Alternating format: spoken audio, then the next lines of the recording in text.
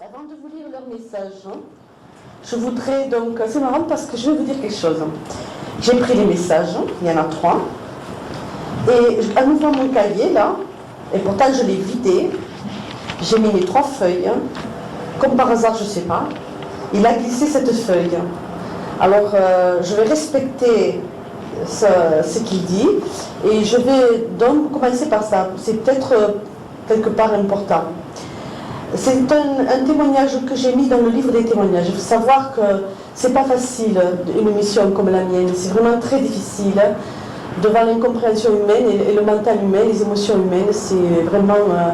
donc, si vous voulez, je tiens le coup parce que je sais que c'est très important pour le ciel.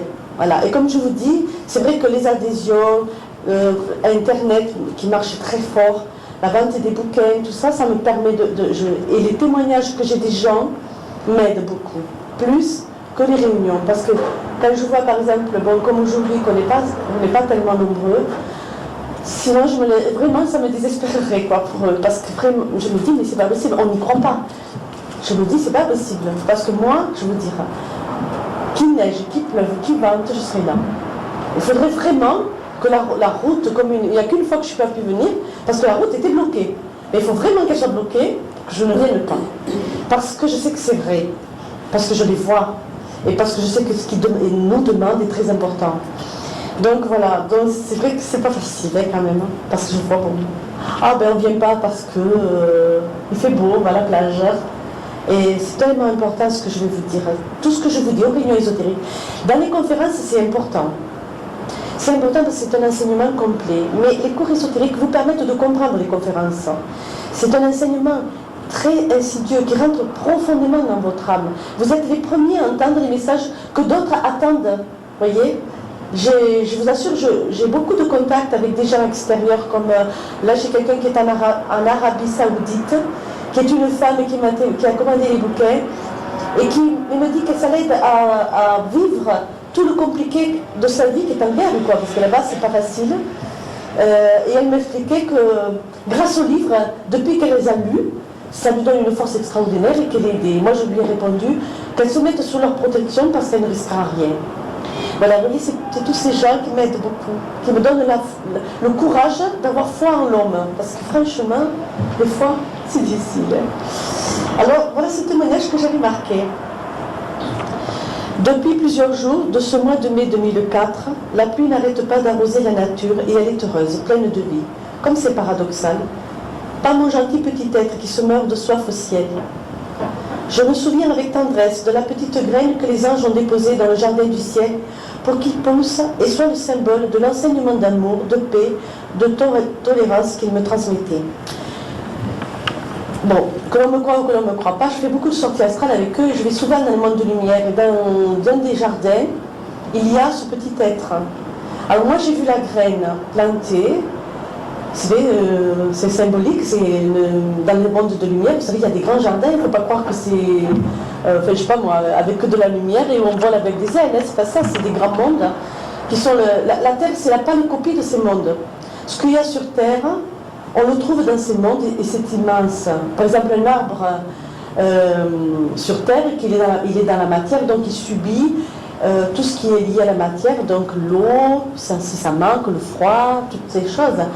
Mais dans les mondes de lumière, ce sont des êtres vivants qui poussent et qui s'enrichissent des tas de choses. Donc un arbre, dans le monde de lumière, moi j'ai vu un sol, vous ne pouvez pas vous l'imaginer comme il était immense, quoi, vous voyez, hein, bon, des choses comme ça. Donc ils ont planté le petit être, c'est le symbole. Au fur et à mesure que le être va pousser sur terre, le petit arbre dans le monde de lumière, qui est un symbole très important, pousse. Hein. J'ai promis de les servir afin qu'ils poussent et deviennent forêt, dans le but d'aider les enfants de la terre à grandir avec lui. Depuis toutes ces longues années, combien d'âmes ai-je rencontré depuis? Combien sont venus s'y abreuver et déposer à ses pieds leurs souffrances, leurs peines? Combien ont-ils été consolés, renforcés? Pour moi, tous, je me souviens, pas d'une âme qui soit repartie avec son lot de chagrin. Bien sûr, quand on arrive, ce n'est pas le petit arbre que l'on rencontre, mais celle qui le sert de près. À ces moments-là, on me trouve bien des qualités, Comme à une mère à qui l'on vient pleurer sur le cœur. On me trouve sage, de bons conseils, on veut alors m'aider, m'épauler, mais voilà. Arrive le moment où il faut grandir, et comme une mère, et ceux qui travaillent avec moi le savent, je dis à haute voix les remontrances aux enfants difficiles. Mais les enfants de la terre se fâchent pour une petite blessure d'amour propre et ont fait une montagne de rancœur. Ce que l'on trouvait sage en moi devient de l'autorité, et l'on m'affuble de bien des défauts. Mais on ne m'a pas mis près du petit être pour le laisser polluer. Je suis là pour le protéger, et ce n'est pas une tâche facile. Un jour, un homme qui s'activait gentiment pour nourrir des pauvres gens, mais qui laissait sa famille dans le manque total d'amour, j'ai dit, tes actions ne sont pas du cœur, mais de la satisfaction de l'ego. Il est plus attrayant de faire le bien qui se voit que de donner l'amour dans le silence du cœur. Ce jour-là, il n'a plus été mon ami. Il a préféré partir que d'aller vers son cœur. Le petit être ne se nourrit pas d'apparence. Le être ne peut se nourrir ni de nos fuites, ni de nos faiblesses, ni de nos peurs. À une autre, j'ai demandé de corriger ses sautes d'humeur, ses colères et ses émotions. Elle a préféré me voir autoritaire et méchante. Mais le petit être ne se nourrit pas de nos pouvoirs et de nos illusions. Un jour, des personnes proches du être avaient commis une petite erreur. Ils ont préféré me voir dans l'erreur afin de certifier leur ego qui était sans défaut. Mais le être ne se nourrit pas de l'orgueil de nos égos malades. Des exemples de la sorte, je pourrais en citer des dizaines et des dizaines depuis toutes ces années de combat pour le être. Beaucoup sont venus, mais peu sont restés. Souvent, après une départ, j'entends dire « Si un tel part, l'association ne tiendra pas ». C'est parce qu'ils n'y croient pas aux anges, la force qu'ils ont. C'est la preuve formelle que ceux qui prononcent ces mots ne croient pas un seul instant que l'association vient des anges. Comment pourrait-on dire cela si dans son cœur on croit en eux? C'est comme si on disait « Cette cerise est un fruit comestible, mais je n'en mange pas car elle peut être du poison ». Contrairement à ce que certains pensent, le être vient des anges, mais il ne poussera pas sans que ceux qui veulent le nourrir se nourrissent aussi de lui, car ils devront grandir ensemble. Je ne sais pas pourquoi il m'a dit de vous dire ça, mais je vous le dis. Ensuite, ils sont venus tous les trois et ils m'ont dit « Bien sûr, ce monde se meurt, mais il ne veut pas le croire. Il se défend, s'attache à ses illusions. Nos messages sont renvoyés et rejetés par peur, par bêtise et par intolérance. Mais ils seront victorieux, car ils ont le courage nécessaire. » Je répète, je m'excuse. Je le redis. Bien sûr, ce monde se meurt, mais il ne veut pas le croire. Il se défend, s'attache à ses illusions. Nos messagers sont renvoyés et rejetés par peur, par bêtise et par intolérance. Mais ils seront victorieux, car ils ont le courage nécessaire. Dans leur cœur, dans leur corps, nous y mettons notre force et tout notre amour. Nos enseignements sont pour les humbles, pas pour ceux qui pensent avoir tout compris. Nos enseignements ne sont pas compliqués pour les cœurs simples, mais impossibles à entendre pour ceux qui vivent dans l'ego spirituel. Les humbles comprennent nos messages car ils sont touchés par la grâce. Raphaël a fait un pas de plus et il a dit que de maladies seront évitées quand les enfants de la terre s'uniront au grand amour cosmique. Il a fait un pas en arrière, Étienne s'est avancé et il a dit « Les enseignements vous certifient que la terre n'est qu'un lieu pour satisfaire l'éducation de vos âmes, que le bien comme le mal sur ce plan est à votre jugement. Ceux qui combattent nos enseignements ont beaucoup à se pardonner, mais ils préfèrent crier au mensonge que se remettre en question. Leur chemin de vie leur semble plus facile, en se persuadant que le mal est de la faute des démons, que de s'avouer qu'ils sont seuls responsables de leurs mauvaises actions. » Voilà, bon, je pense que ça vous l'avez compris. Vous pouvez écrire vos questions, oui, s'il y en a.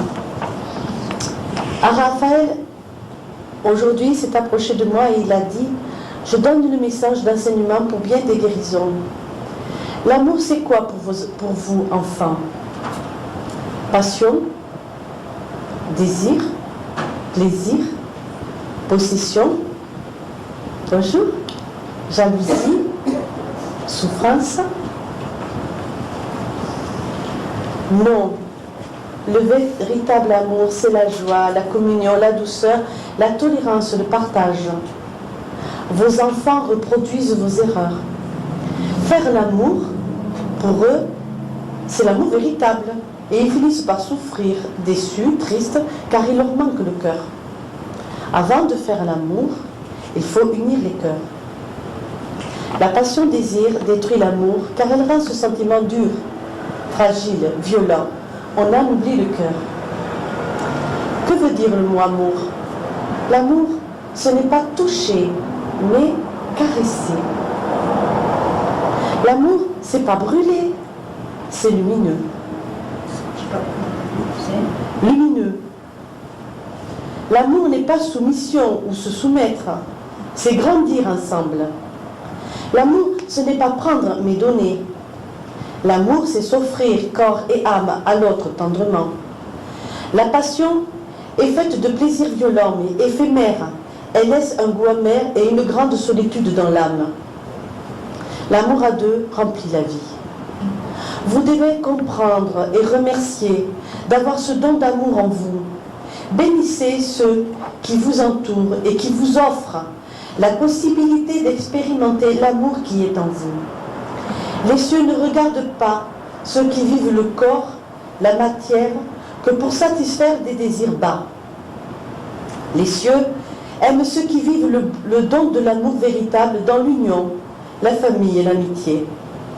Ceux qui vivent leurs désirs sans véritable sentiment du cœur ne trouvent jamais la paix, la plénitude, qui les remplit de gratitude, de dévouement. Ceux qui développent les vrais sentiments, même si parfois cela ne leur est pas facile, rencontrent bien des récompenses, des joies, des paix en eux.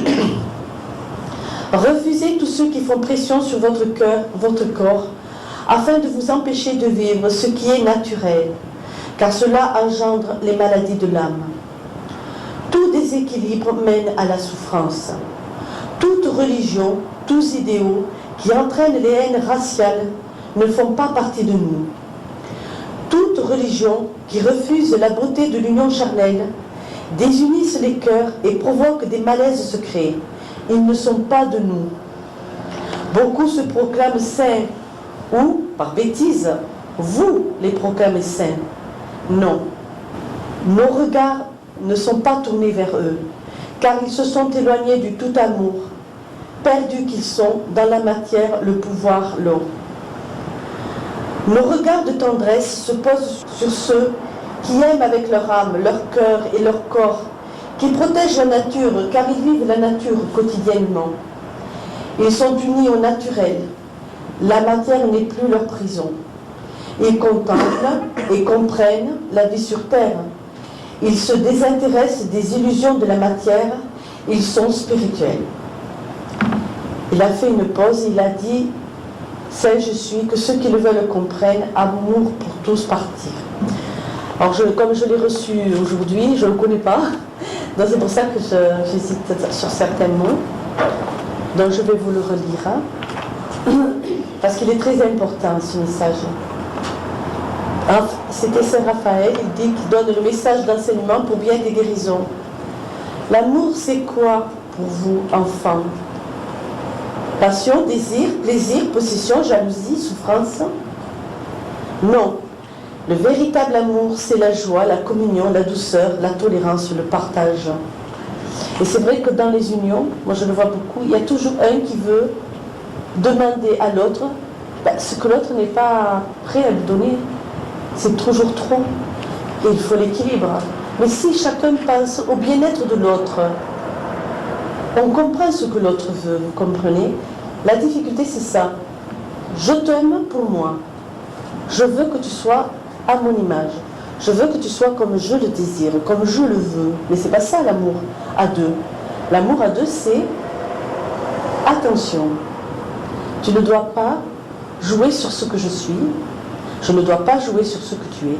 Mais comme je t'aime, je vais regarder ce que toi tu aimes et je vais essayer de faire pour toi ce qui te rend heureux. L'autre, s'il fait la même chose, ça c'est le couple holistique. C'est-à-dire quand on est holistique, on va faire ce travail. Voilà. Ne rien faire que l'autre, qui pourrait rendre malheureux l'autre, c'est un partage. Ce qui n'est pas un combat. Hein? Mais si le combat ne serait plus nécessaire, si les deux auraient ce regard profond d'amour envers l'autre, je te regarde, je sais ce que tu veux pour être heureux, je vais essayer de le faire. Parce que moi, ça me rend heureux de te rendre heureux. Voilà. C'est ça, l'amour à deux. Donc c'est la joie, parce que automatiquement, on va partager ensemble nos différences. On ne va pas se plier à ce que l'autre est. On va essayer de comprendre ce qui est différent chez lui, qui nous n'est pas de nous. Et dans cette différence, nous allons pouvoir nous unir vraiment. C'est ça, l'union. Et il dit, l'ange, vos enfants reproduisent vos erreurs. Mais je le vois, moi.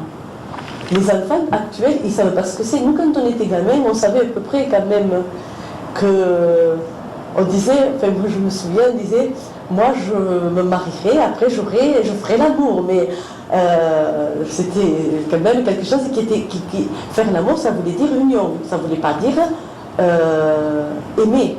D'abord, on devait s'aimer, après on faisait l'amour, mais on s'unissait. C'était comme ça, hein, Alors, les enfants, ils confondent le mot amour et le mot passion, désir. Parce que beaucoup d'entre nous, on n'a pas su leur expliquer que c'était pas ça, l'amour. Hein? Voilà. C'est pas ça, l'amour. Faire l'amour, pour eux, c'est l'amour véritable. Et ils finissent par souffrir parce qu'automatiquement, il y a les séparations. Donc, à un moment donné, ils se rendent bien compte que c'est pas ça l'amour. Ou après, le désir comblé, ben on est là, on se regarde en chien de faïence, c'est parce qu'on n'a pas encore fait ce parcours du cœur qui fait que c'est merveilleux. Hein? On fait ça, c'est comme ça. Donc, car il leur manque le cœur. Hein? Avant de faire l'amour, il faut donc unir d'abord le cœur. La passion désir détruit l'amour car elle rend ce sentiment dur, fragile, violent. On en oublie le cœur. Que veut dire le mot amour? L'amour, ce n'est pas toucher, mais caresser. Tout ça, si on apprend ça à nos enfants, on va les aider à comprendre la différence qu'il y a entre un flirt où on se serre et où on s'embrasse, où il y a le désir, c'est la passion, c'est joli aussi, mais bon, c'est pas l'amour. Hein? L'amour, c'est se caresser. C'est plus que ça, c'est se caresser. C'est pas se toucher. L'amour, ce n'est pas brûler. Ces forts sentiments de la jeunesse qui nous fait courir, qui nous fait faire des kilomètres et qu'on brûle de passion, mais après on se rend compte, une fois qu'on a arrivé, on se dit, bon, c'est fini, on a le regard tourné vers notre papillon. C'est ça. Donc c'est pas brûler, c'est lumineux. On est lumineux. On ne brûle pas quand on aime. On brille. Hein? Comme dans un message qui, je crois, dans le premier livre ou dans le deuxième, là je dis, c'est dans le regard de l'autre que on est dans la joie, parce qu'une femme, si le mari ne dit jamais à une femme qu'elle est jolie, elle finit par oublier qu'elle est jolie. Alors souvent les hommes, comme ils disent, mais si je t'embrasse, c'est que je te trouve jolie. Mais non, la femme elle a besoin de l'entendre, de le mot. Et l'homme, si vous lui tournez le dos tout le temps, il dit tu m'aimes plus. Et vous dites, mais non, je ne sais pas que je te tourne le dos parce que je t'aime plus, c'est parce que je suis fatiguée. Mais il a besoin que de temps en temps, vous ne lui tournez pas le dos. Pour se sentir important dans votre vie. C'est compliqué, c'est comme ça. L'amour, c'est pas soumission. Ou se soumettre. Il a voulu dire, peut-être moi j'ai mal bien, parce que comme je l'ai écrit vite fait, il a voulu dire qu'on ne soumet pas l'autre et on ne se soumet pas. C'est pas ça l'amour. Ouais. C'est grandir ensemble. Hein? L'amour, ce n'est pas prendre, mais donner. C'est vrai qu'on donne beaucoup quand on aime. Mais si l'autre vous donne autant, l'équilibre se fait. Le problème qu'il y a, c'est que quand c'est toujours le même qui donne, tu as la balance qui vous a pouf. Alors ça va pas, à un moment donné, celui qui est à moi là-bas, il y a un truc qui ne va pas. Il est comptable, celui qui est en bas là, il dit, oh ouais, ça pèse un peu. L'amour, ce n'est pas prendre, mais c'est donner. L'amour, c'est s'offrir corps et âme à l'autre tendrement. La passion est faite de plaisirs violents mais éphémères. Elle laisse un goût amer et une grande solitude dans l'âme. Ça, je peux vous dire que je rencontre assez de gens pour savoir ça. Combien de fois je vois des personnes qui viennent me voir et qui ont un goût amer dans la bouche parce qu'en fait, elles n'ont pas... Il ne faut pas dire oui toujours de suite, il faut attendre. Savoir si le cœur il est vraiment en union. Sinon après on a un goût amer dans la bouche, on est déçu. L'amour à deux remplit la vie. Remplit la vie de petites choses, c'est pas toujours facile. Hein? En astrologie karmique, qu'est-ce que je dis toujours? Le conjoint, c'est celui avec qui on vient régler le plus de trucs. Hein? C'est l'autre, hein? Mon contraire, mon amour, ce que je ne suis pas.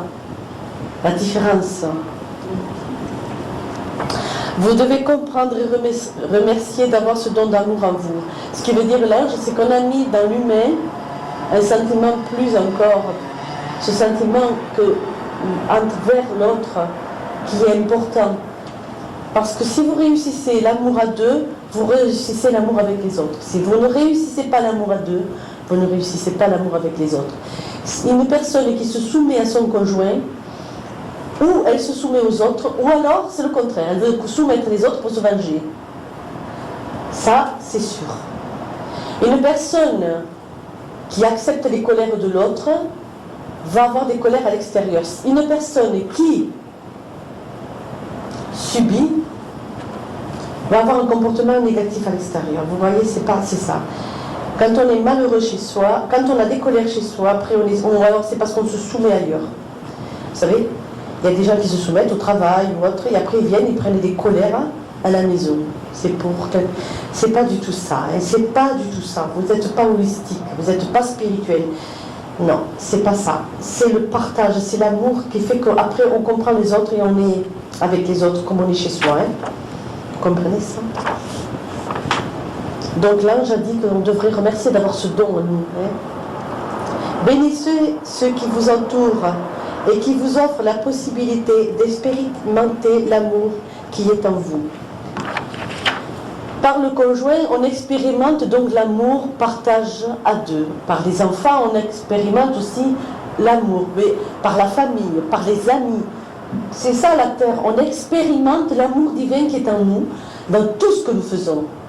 C'est pas évident. C'est pas évident.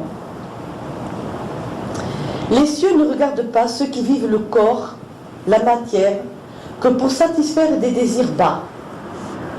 Le pourquoi, si vous voulez, tous les gens qui ne vivent pas bien leur corps physique, que ce soit par sexuellement ou par tout le reste, quelqu'un qui ne vit pas bien sa vie, est déconnecté de son ange gardien, donc tout est négatif, vous voyez. Donc, si vous voulez, les cieux ne regardent pas ces gens qui vivent... Ils les laissent parce qu'ils se déconnectent, c'est pas qu'ils les punissent. C'est qu'ils les déconnectent, c'est qu'ils se déconnectent. En vivant dans le bas, les anges ils sont très hauts. Si vous êtes trop dans le bas, vous vous coupez des énergies de vos anges. Ils ne peuvent pas communiquer avec vous, ils ne peuvent pas vous aider, donc vos vies sont négatives. Les cieux aiment ceux qui vivent le don de l'amour véritable dans l'union, la famille et l'amitié.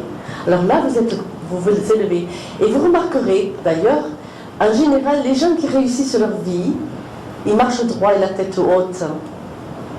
Leur corps est en équilibre. Hein.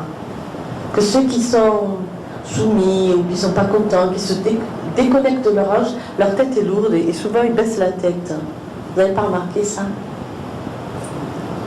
Eh bien, je peux vous garantir que moi je l'ai remarqué. Ils marchent de la tête baissée. Ah oui. Moi, des fois, je marche la tête baissée, mais c'est pour regarder mes chaussures. Hein. Surtout, moi, j'ai des chaussures en or, là. Alors, ceux qui vivent leurs désirs, sans véritable sentiment du cœur, ne trouvent jamais la paix, la plénitude, qui les remplit de gratitude, de dévouement. Et vous remarquerez que les gens qui réussissent le couple, qui sont aimants, ils sont dévoués pour les autres. Ils ont de l'amour aux autres. Hein. Ça, c'est magnifique.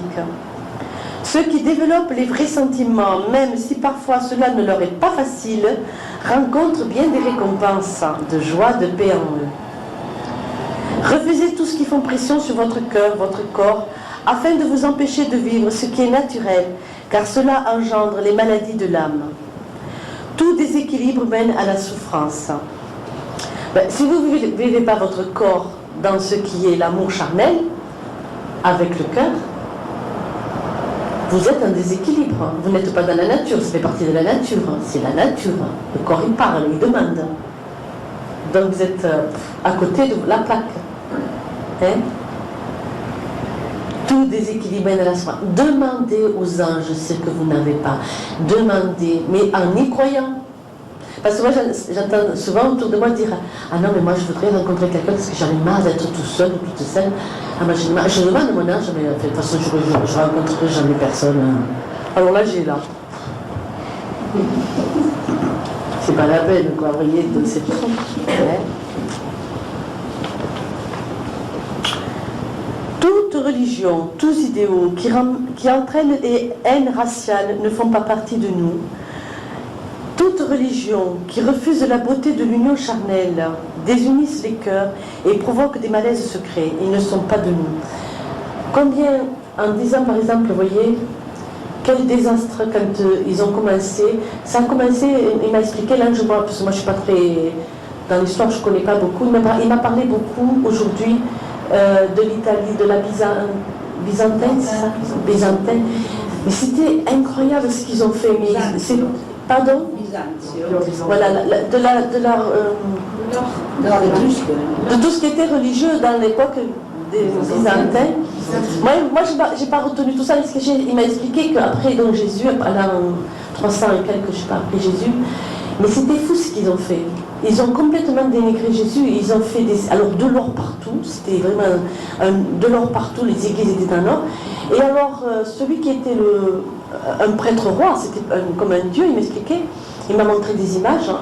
Moi j'ai vu des hommes avec des couronnes, alors c'était la couronne du Christ qui se mariait, c'était incroyable ce qui s'est passé à cette époque-là, mais qui a été complètement, c'est ça qui a fait beaucoup de mal à l'église romaine, parce que ça a été la destruction. Là, ils ont complètement détruit l'enseignement de Jésus.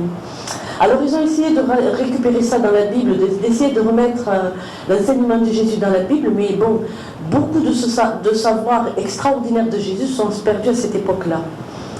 Et m'a expliqué donc tout ce qui a été, et donc de beaucoup de gens sont sortis de ça, et alors il y avait des cérémonies très particulières sur ce mariage du Christ, c'était une horreur quoi, en fait.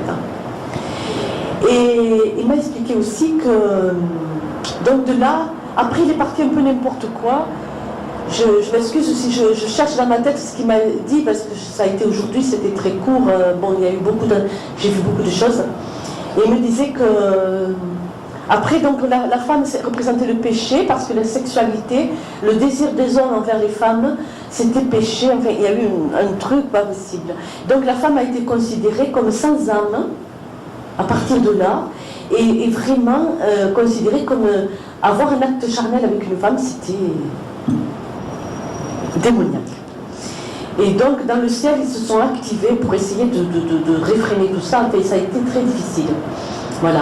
Donc, d'où la difficulté aujourd'hui, pour essayer de rééquilibrer les peuples, la spiritualité dans le monde, parce qu'il y a ces tabous par rapport à la nature sexuelle. Alors qu'ils disent que les anges disent que c'était prévu le corps de l'homme, le corps de la femme, le désir, l'amour qui attire deux êtres pour pouvoir... développer cet amour divin de l'âme sœur qui est faite de masculin, de féminin. Quand on atteint la robe nuptiale, on est féminin, masculin au ciel, vous voyez. Il y a eu aussi à cette époque, donc à cette époque-là, il me disait, les eunuques étaient représentés, les anges sur terre, c'était une horreur parce qu'ils étaient représentés comme quoi les anges n'ayant pas de sexe, c'était quelque chose. Et les anges disaient que maintenant, ma difficulté ils me disaient que ta difficulté sera surtout en France et dans ces peuples où ils ont encore des séquelles de ces époques-là, la difficulté de leur faire comprendre que le vrai chemin spirituel n'était pas la religion, que le vrai chemin spirituel, c'était vivre tout ce que Dieu nous a fait, tout ce que la création a mis en nous. Et ça aussi, la sexualité. Vous voyez, on a beaucoup parlé de tout ça, J'ai eu beaucoup de peine dans ces paroles parce que je voyais vraiment comme Jésus a été mais détruit l'enseignement, vous voyez, parce que les hommes ont voulu faire, ils ont voulu créer de Jésus, ils ont voulu faire une idole, voilà, une idole d'or.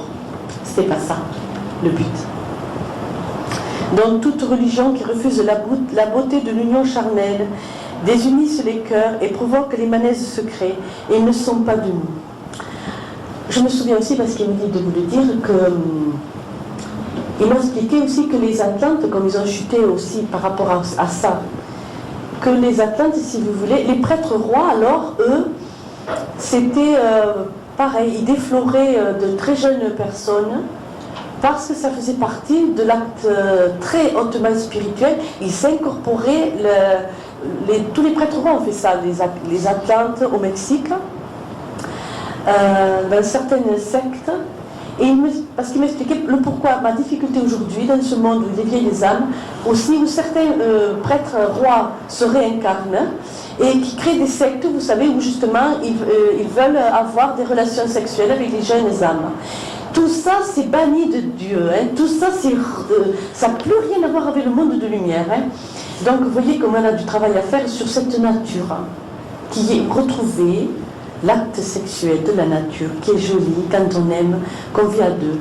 Et ça passe, la difficulté, c'est ça. Pourquoi il y a eu ça contre le divorce, contre tout, c'était péché, tout ça. Mais c'est pas ça, si vous voulez. Les anges préfèrent que l'on se sépare. Je le disais aujourd'hui à une jeune fille. Qu'on se sépare d'une personne, si on ne l'aime plus, laissez-lui le droit d'être aimé ailleurs. Voilà. Et si quelqu'un vous quitte, laissez-lui le droit, mais vous, laissez à votre âge le droit de vous donner la personne que vous méritez. Hein? C'est tout ça qu'il m'a dit de vous dire aujourd'hui, Saint Raphaël. Hein? Il m'a beaucoup parlé pour vous. Il a dit beaucoup se proclament saints, en parlant de ces êtres qui se peuvent appeler saints ou maîtres, hein, ou par bêtise, vous les proclamez saints, non pas nos regards tournés vers eux, car ils se sont éloignés du tout amour, perdus qu'ils sont dans la matière, le pouvoir et l'or. Voyez, ah, c'est ça qu'il expliquait. Et moi, je rencontre, vous voyez, aujourd'hui, beaucoup ne sont pas venus parce qu'il y a tel maître qui est arrivé ou tel. Mais moi, je dis ça, c'est pas vouloir œuvrer pour le ciel. Vouloir œuvrer pour le ciel, c'est difficile. Parce que vouloir œuvrer pour le ciel, c'est vouloir se changer. Détruire toutes nos scories mentales que nous ramenons de toutes nos vies. Et qu'il va falloir détruire pour être heureux. Nos regards de tendresse se posent sur ceux qui aiment avec leur âme, leur cœur et leur corps, qui protègent la nature, car ils vivent la nature quotidiennement. Bien sûr. Ils sont unis au naturel. Quand vous vivez votre corps, vous vous unissez à ce qui est naturel en vous. Automatiquement, vous aimez la nature. Ils sont unis au naturel. La matière n'est plus leur prison. Ils contemplent et comprennent la vie sur terre. Ils se désintéressent des illusions de la matière. Ils sont spirituels. Vous voyez pour eux ce que c'est la spiritualité. Hein? Ça, je suis. Que ceux qui le veulent comprennent, amour pour tous, parti. Après, Saint-Étienne est arrivé, il m'a dit, vous ne venez pas sur terre pour être heureux, car vous avez, de vie en vie, perfectionné la souffrance.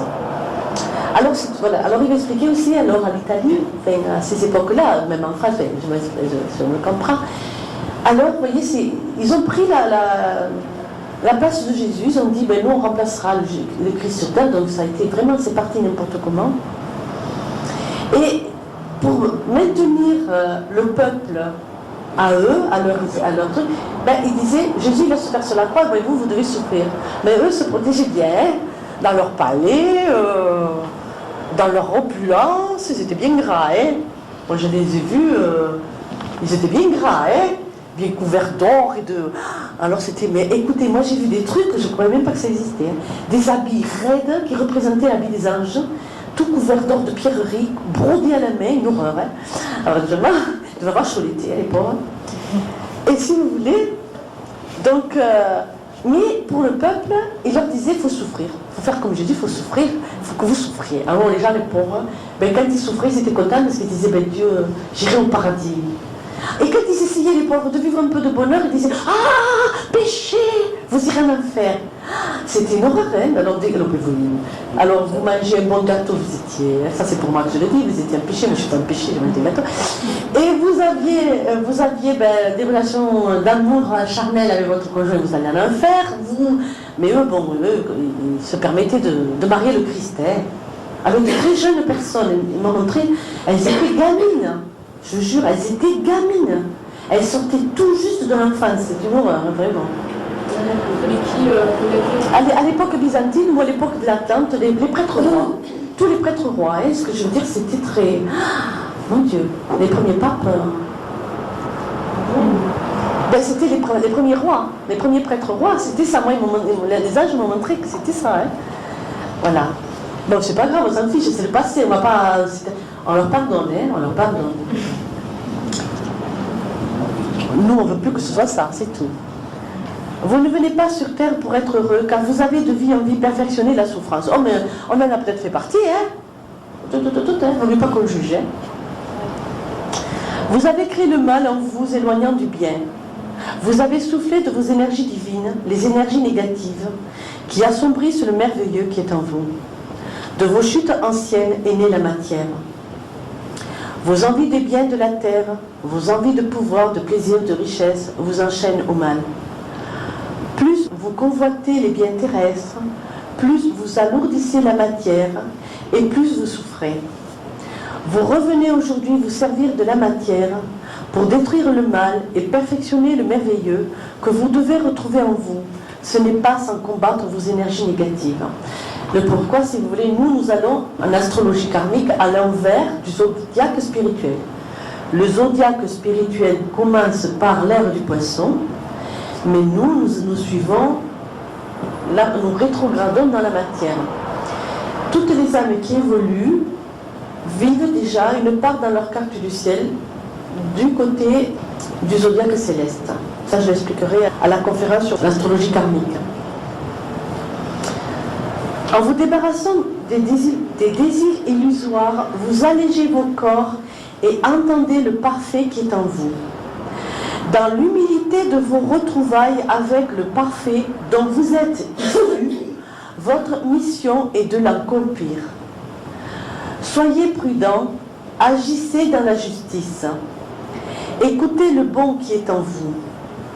Ne faites pas l'erreur de croire que c'est dans la souffrance obligatoire que l'on fait une évolution spirituelle. Vos souffrances ne sont que les causes à effet de vos actions passées. Vous revenez aujourd'hui dans la matière pour corriger vos erreurs en faisant tout pour être heureux.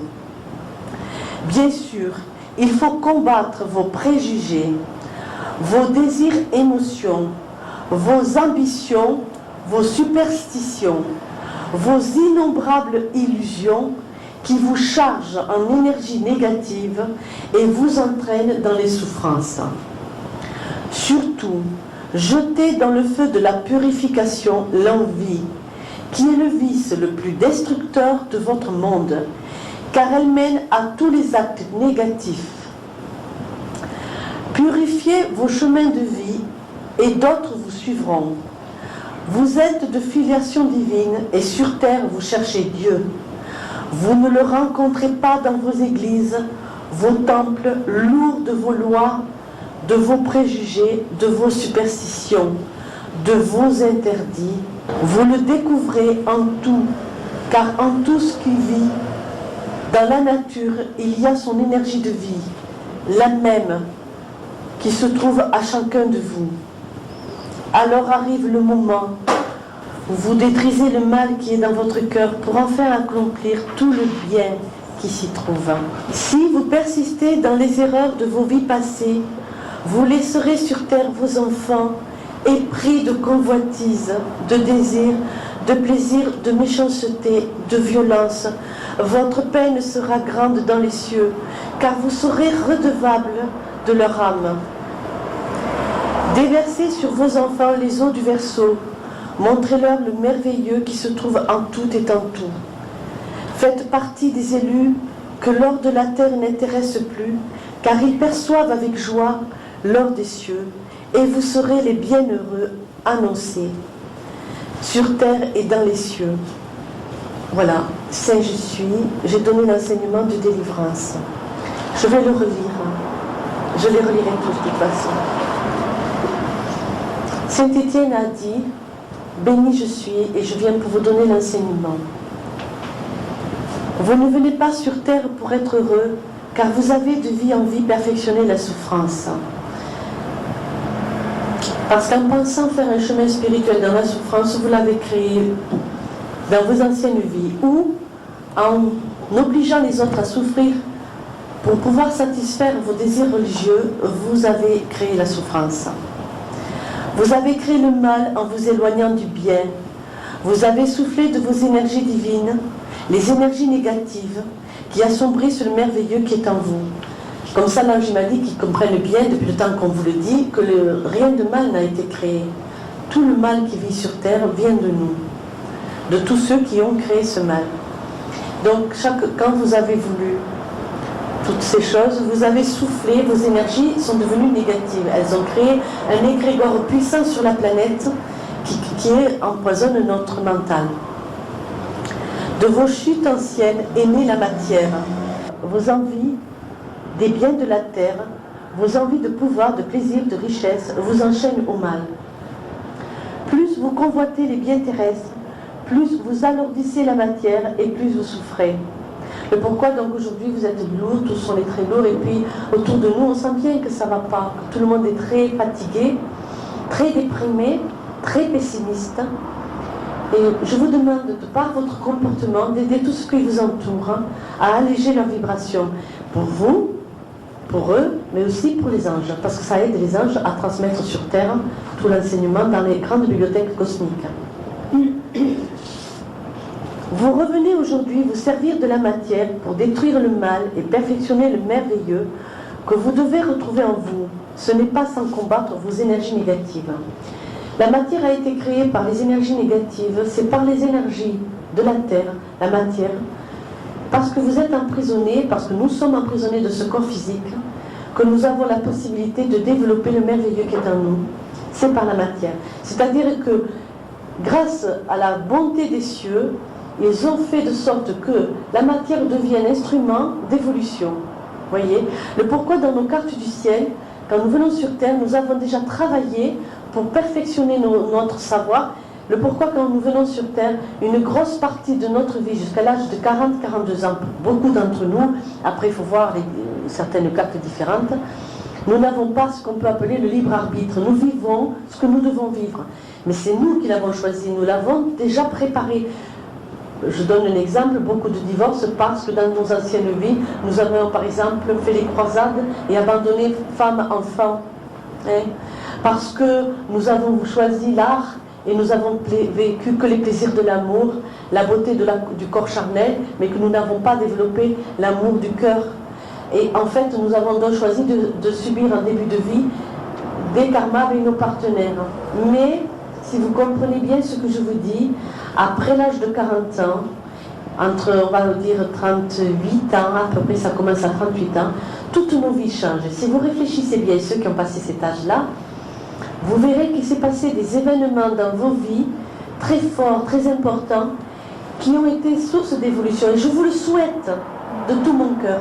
Parce qu'alors là, vous pouvez construire tous vos rêves. Vous pouvez construire tous vos rêves. Moi, je me suis séparée, j'avais 40... j'ai commencé à 38 ans à vouloir partir. J'ai pris le temps, mais c'est à 42 ans que ma décision a été prise. Mais je ne savais pas. Et que je me suis dit, maintenant, je vais vivre ce que je veux vivre. Maintenant, je vais me servir, écoutez bien, c'est pour vous que je le dis, je vais me servir des leçons du passé pour tout faire pour être heureuse. Je ne vous dis pas que vous n'aurez pas des épreuves, des difficultés. Notre chemin de vie sur Terre, c'est ça. Mais vous pouvez en faire, d'abord vous pouvez les raccourcir, et vous pouvez en faire du merveilleux. Et ça, je témoigne de ça.